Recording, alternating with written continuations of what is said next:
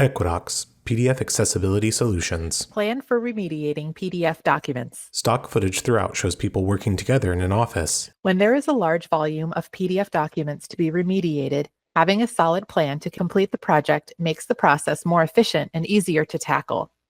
The first step is to assign a person or team to oversee the work. This person will be responsible for determining how the work will be completed, assigning tasks, and ensuring that the remediation is accurate and usable for people with disabilities.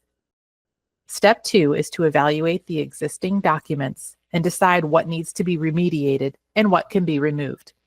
Any new documents, documents that are still in use, or documents that are legally required to be public should be remediated, but many can be removed from active websites and archived.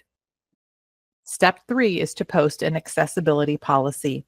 This lets both internal and external parties know that accessibility is important to you and that you are striving towards an inclusive environment.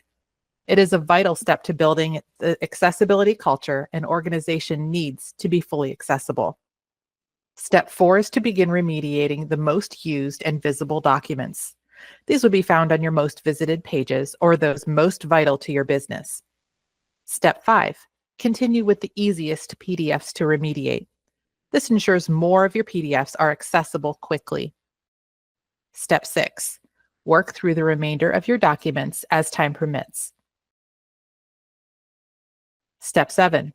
The last step is to train your content creators to make their PDFs accessible going forward. This will prevent further bottlenecks and keep your organization compliant and inclusive. To view more PDF accessibility videos, subscribe to our channel.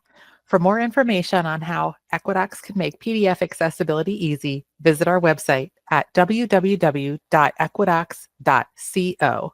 Equidocs, PDF accessibility solutions.